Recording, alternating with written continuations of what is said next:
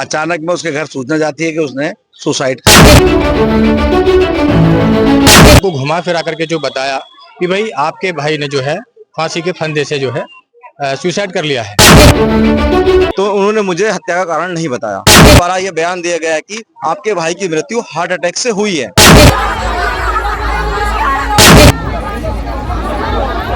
काशीपुर में दौलत सिंह पटवारी की आकस्मिक मृत्यु दिन प्रतिदिन शासन प्रशासन के लिए कई बड़े सवाल खड़े कर रही है। बीते दिनों सूचना प्राप्त हुई थी कि दौलत सिंह पटवारी की आकस्मिक मृत्यु हो गई है, परंतु जब मृत्यु का कारण सामने आया बताया गया कि पटवारी द्वारा फांसी के फंदे से लटक कर आत्महत्या की गई है, तो परिजन इस कारण से संतुष्ट नहीं हुए। तो वहीं परिजनों द्वारा कई बड़े सवाल खड़े कर दिए गए हैं जो कि शासन प्रशासन के लिए जाँच का विषय बन चुके हैं। वहीं इस क्रम में आज काशीपुर थाना ITI पहुँचकर स्थानीय निवासी व परिजनों भीम आर्मी आजाद समाज पार्टी के वहीं इसी क्रम में आज काशीपुर थाना ITI पहुंचकर स्थानीय निवासी परिजन भीम आर्मी आजाद समाज पार्टी के तमाम कार्यकर्ता व जसपुर विधायक आदेश चौहान द्वारा ITI थाने का घेराव किया गया और मामले की निष्पक्ष जांच की मांग की गई, जिस दौरान परिजनों ने आकस्मिक मृत्यु को लेकर कई गंभीर आरोप लगाए और निष्पक्ष जांच की मांग की। परिजनों का कहना है कि दौलत सिंह पटवारी के शरीर पर पैरों पर चोट के निशान थे और जिस पंखे से लटक कर दौलत सिंह पटवारी ने आत्महत्या की है उस पंखे पर किसी भी तरह की क्षति के कोई निशान या साक्ष्य प्राप्त नहीं हुए हैं। वहीं CO काशीपुर दीपक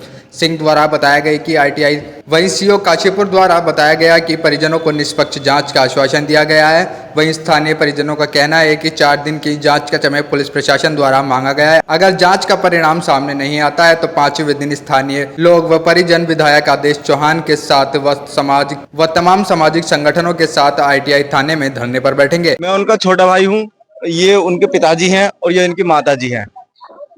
27 तारीख की घटना है। 27 तारीख की घटना सुबह 7:41 पर मुझे एक नंबर से फोन आया कि आपके भाई दौलत सिंह अब इस दुनिया में नहीं रहे। मैंने उनसे पूछा कि ऐसा कैसे हुआ, तो उन्होंने मुझे हत्या का कारण नहीं बताया।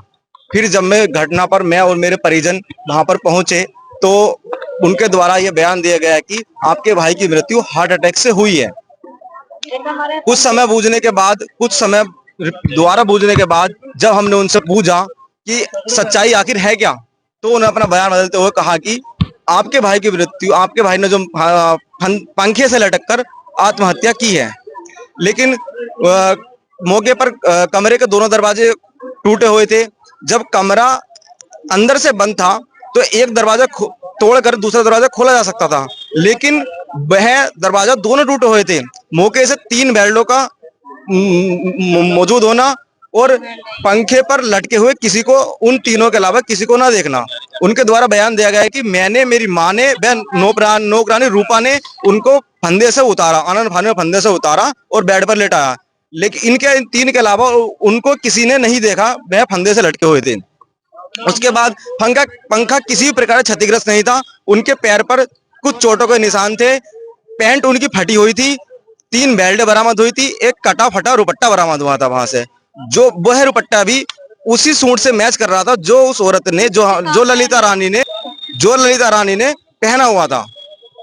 तो ये सब चीजें जांच का विषय है। हमने कोतवाली में एक तहरीर दी है। हम चाहते हैं कि हमारा मुकदमा दर्ज हो और इस घटना की अच्छे सत्यता से जांच की जाए और मेरे माँ बाप को इंसाफ मिलना चाहिए। पुलिस प्रशासन ने आश्वासन दिया है कि आप 5 तारीख को आइए, आपको 5 तारीख तक का हमें समय दीजिए, 5 तारीख तक आपके जो है मुकदमा दर्ज हो जाएगा। लेकिन हम उनके इस आश्वासन से अभी भी सहमत नहीं है। अभी भी किसी भी प्रकार की कहीं भी कोई CCTV फुटेज, उनके मोबाइल की कॉल डिटेल या किसी भी जिसको हमने संदिग्ध अवस्था में उनका नाम दी है, उनसे कोई भी पूछताछ नहीं की गई है।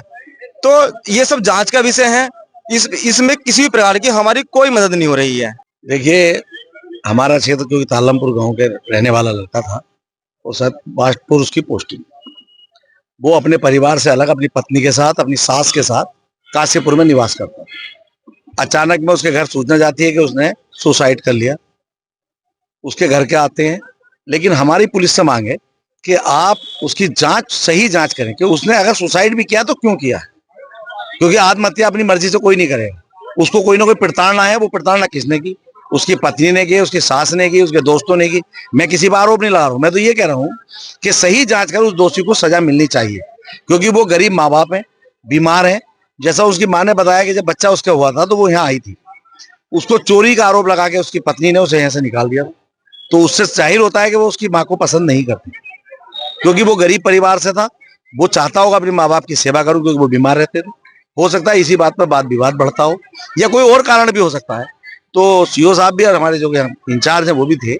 उन्होंने कहा है कि हम भाई 4 तारीख तक इसकी जांच करके और आपको उचित कार्रवाई करेंगे। विश्वास दिलवाया। मेरी एसएसपी महोदय से भी बात हुई है, एसपी अभय जी से भी बात हुई है, बात सबसे हो गई।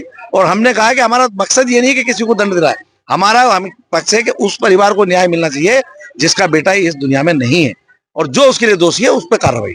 तो क्या समय सीमा दी है, उसके बाद अगर नहीं पुलिस वहां तक पहुंच पाती? देखिए, हमने कहा कि अगर 4 तारीख तक कार्रवाई नहीं होती है तो 5 तारीख को पूरे गांव वाले लोग यहाँ खड़े हैं, महिलाएं हैं। 5 तारीख को, आज तो ये आए थे, मुझे बुलाया, 5 तारीख को मैं भी धरने पे इनके साथ बैठूंगा अगर ये ऐसा कार्रवाई, उचित कार्रवाई नहीं होती है। देखिए, जो अभी हाल ही में जो दौलत सिंह पटवारी जी थे, उनकी ऐसी सूचना प्राप्त हुई थी कि उनको जो है हार्ट अटैक से उनकी मृत्यु हो गई है। और ये सूचना उनके जो वाइफ थी, जो उनकी जो सासू माँ थी, उन लोगों ने उनके परिजनों को बताया।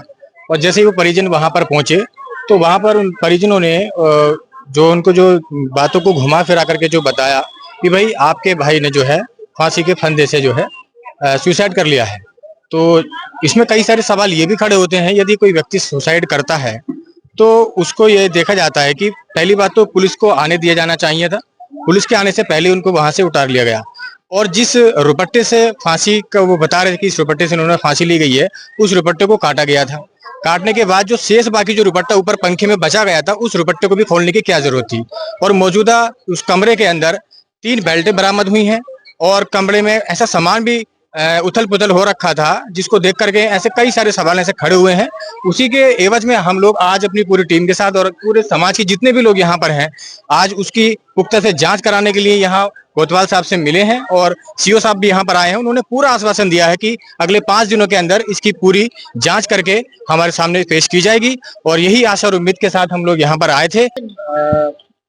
उनके केस में परिवार वालों कुछ लोगों पर आरोप लगाए जा रहे हैं, और जो भी उनके खिलाफ एप्लीकेशन लिख के दी गई है, उन एप्लीकेशन में जो भी तथ्य है उन पर जांच की जाएगी, और जांच के खिलाफ के बाद जो भी निकल के सामने आएगा उस हिसाब से विधिक कार्रवाई की जाएगी। देखिए जो भी घटनाक्रम हुआ है उसकी शुरू से लेकर और खत्म होने तक जितने भी घटनाक्रम हुआ उन सभी की जांच की जाएगी। देखिए ये सब जांच का विषय है, और जब जांच विश्लेषण होगा तो इन्हीं तथ्यों के आधार पर देखिए उनके खिलाफ जो एप्लीकेशन आई है, जिन पे वार आपका गया है, परिवार वालों ने जो एप्लीकेशन दी है उस पर हम जांच करेंगे, और जांच के बाद निकल के जो भी तथ्य आएंगे उसके हिसाब से कार्रवाई की जाएगी।